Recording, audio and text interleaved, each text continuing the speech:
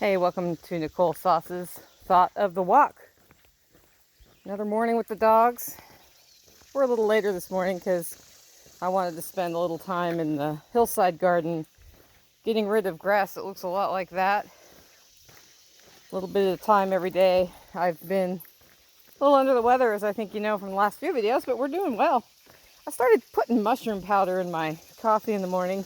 Not that kind of mushroom powder, like, turkey tail and crushed up oyster mushrooms and stuff.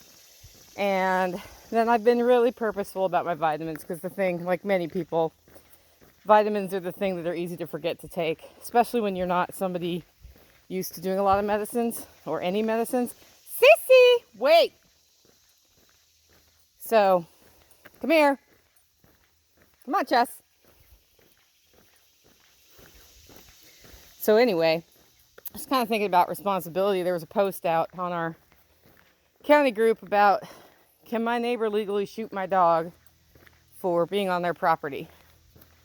Pooping on their yard, basically. And while that could be a gray area, the pooping part, if they feel threatened by your dog on their property and you're supposed to keep your dog off their property, it may not go so well for you and your dog.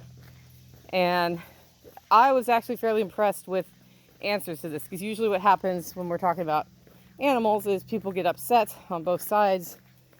Nobody actually looks at what the code is or anything to answer the question, and they're just like, you're an evil person if your dog ever gets out, and you're an evil person if you ever lift a finger against the dog, even if it's ripping your jugular out. It's usually how those go. Not how this one went, though. They gave the person information and then suggested some fencing options, which are affordable and wireless. And I thought, responsibility is an interesting thing. If we want to be in a free society, responsibility is part of that. We need to be responsible for our actions. And so then the question becomes, what what are we responsible for? Who's responsible for what is? Oh, Chestnut, come. Yeah, they were about to go after something. Look at them, all excited. Are we responsible for our actions, and who's responsible for what the dog's doing? Chestnut! Like I am right now for my dogs who are about to run off because they smell a bunny or a deer. It's probably a deer. I've seen a deer crossing here.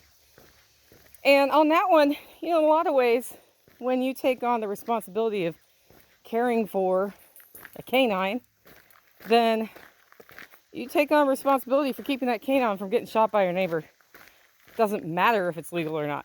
If they have just said they are willing to use force against your animal for pooping on their yard, you know where an existing threat is, don't you? You may not like it. You may wish that didn't happen, but it really doesn't matter if it's legal or not. If your dog is dead, Sissy, let's go home. And so I sort of I piped in with a fencing option. And I was thinking, I'm walking by this one neighbor's house today that apparently they have a dog. And I don't know them. They're the ones who don't want us to talk to them. But they have a dog. And last time I was on a walk, I heard the dog barking. And I'm like, oh no, there's going to be a big dog fight if that dog comes running down the hill and my dogs are here. And so I contained my dogs when I walked by so that at least I would have control of some dogs if a dog situation had happened. And then, I have some things with me that might deter a dog fight. But I was like, whose responsibility is it at that point? Is it their responsibility to keep their dog on their property? I'm on a public road. I should be able to walk my dogs on a public road, without getting accosted by somebody else's dog. But at the same time, if you're watching this video, you see my dogs. They are not on leashes. So it's also my responsibility to keep my dogs contained on the public road so we don't incite a fight. Because if some dog came down all threatening like and ran off, dogs will chase. Chestnut, come! Anyway, my dogs are getting very excited. So we're both responsible. And I think it's important to know that and stop being emotional about it. Or realize what you're responsible for, right? You're responsible for the things you're supposed to be responsible for.